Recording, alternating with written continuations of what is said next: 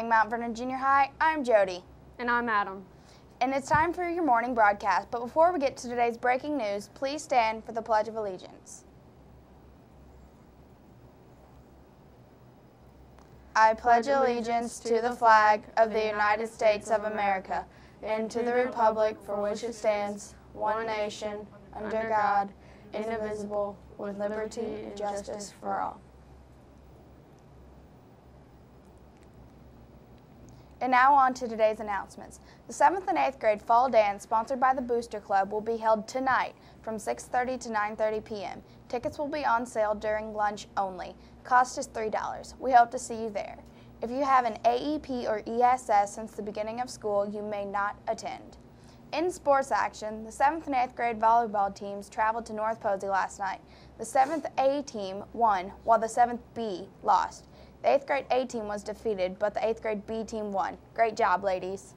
The cross-country team will travel to USI tomorrow for the annual Mater Day meet for the boys. The boys will run first at 10:30 a.m., while the girls will run at 11 a.m. Good luck.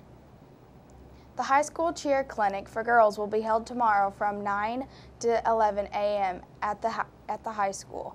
You will pick up a registration form in the main office. Junior high school. In the junior high school. Intramural sports will begin September 11th after school with a brief meeting in Mr. Wolf's room, room number 2313, until 3:30 p.m. The intramural schedule and requirements will be discussed at the meeting. Intramurals will be held on Tuesdays and Thursdays. You must have a blue intramural form on file in the office to participate. If you cannot attend the meeting, please see Mr. Wolf. For more information can be found on his webpage. The first activity of the year will be kickball. And now to a couple of special interviewers.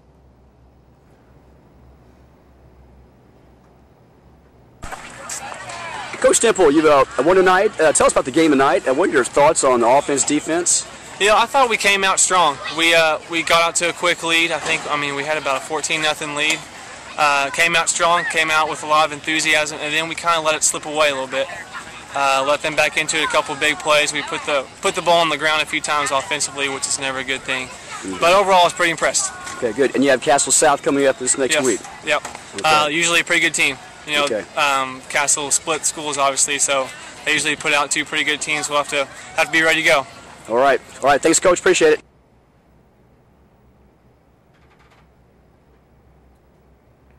So yeah, that was a good game. It was. 7th graders did a great job. And this is Jeffrey Kirk. He former student from Mount Vernon. And what I'm going to try and do, he went through here, we just said 98, 99. Yeah. And graduated from the high school in 2004. Has done a lot of neat things. I'm going to let him talk in a little bit because you guys know me. You have not met Jeff before. And I want to get former students back into the building anytime that I can find them. Last year we had Brett Pullage, if you remember, spoke to a couple of classes. Maybe it was Mr. Bell's home base and Mr. Mitchell's home base, but he's in the Air Force. We got some neat, talented graduates, and we want to start having some bigger ideas on things we can do after we get out of junior high and high school and prepare for it. And Jeff's done that. First time I saw him after graduation, he was at Wabash, which is, some of you don't know about, but it's an all-male private college. They find girls up there, guys. But It is awesome. it's a good school. It's a great school. Dr. Vogel, if you know him as your personal physician here in town, he graduated from Wabash. There's a lot of other very famous people that graduated from Wabash.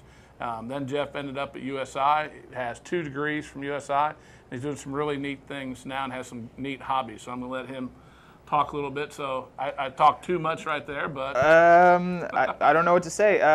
Actually, with Brett, that's one thing. Brett, actually, he's a friend of mine. He's not too far away from me in Germany when I was living there, but now I live in Slovakia. If you want to look, it is somewhere, wait a sec, over there. Yeah, if you can see my finger. Yeah.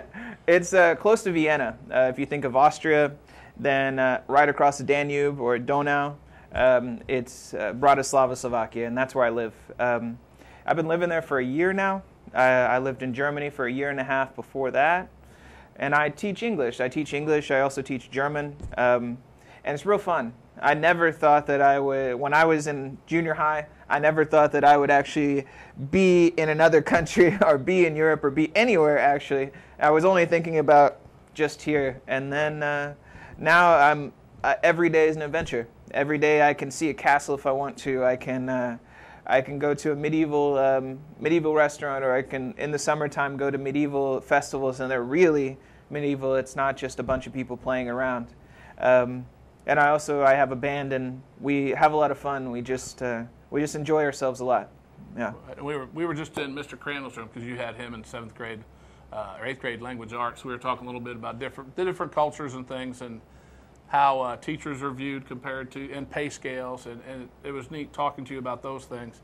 But your degree is actually social studies? Yeah, history and German? Yeah, I have a degree in history and German, and I teach English. Yeah. Yeah. Go figure. Yeah, I know. It shows you that nothing matters when you get your degree. Right.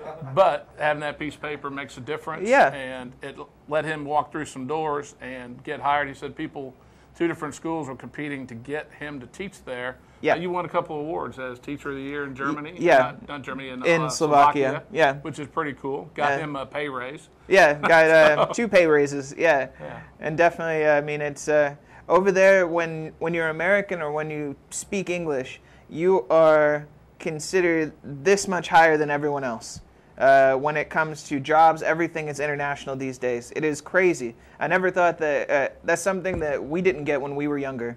And it was to tell us about where things were and what possibilities were around. We didn't get that. And so thinking about being in Europe or something is just like out there. But it's so easy because you can just say, put your application in, and they say, when can you be here? And they want us there. It's not like a thing they're looking for us. Or they are looking, but they want us there, literally. Not just in Slovakia, but everywhere. So if I would say anything to any of you guys, focus on your foreign language.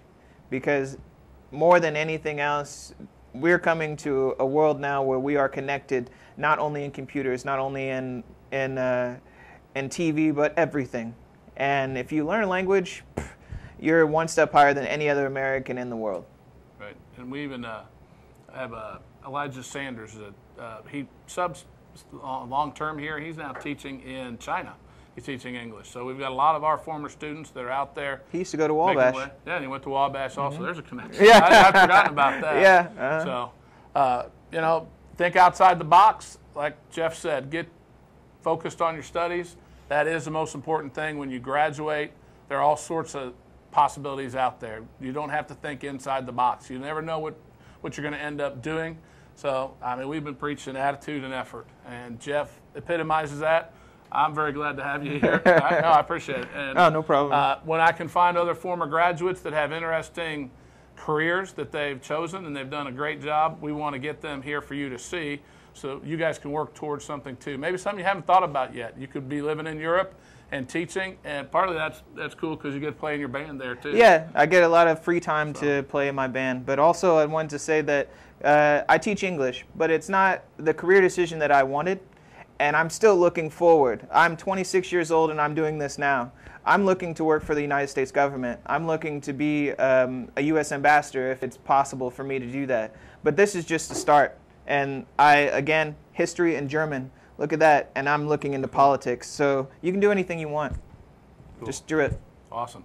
Well, Jeff, thanks again. No problem. And thank you. Stop in next time you're in too. No problem. And we are MV. Thank you, Mr. Jones. And for your culinary delight, mini corn dogs, baked beans, vegetables with ranch, fruit, and milk.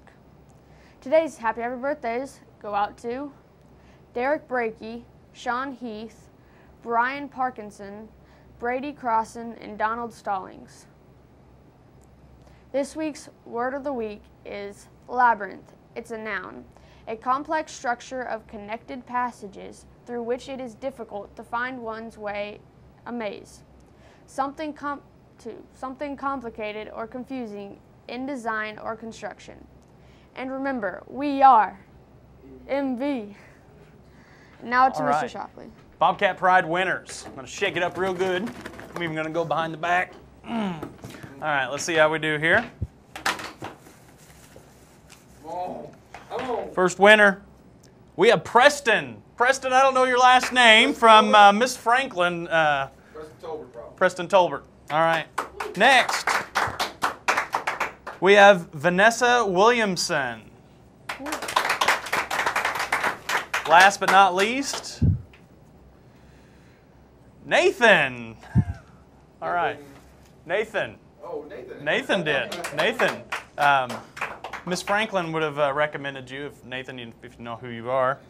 And from staff here, we have Mrs. Schneider. All right, Miss Schneider for Bobcat faculty here. And I also have an announcement for teachers for the extracurricular events for the drawing from last year. The winner is Mr. Boyer. So you can come to the office to claim your prize as well. All right, remember, we control our attitude and effort. We are MV!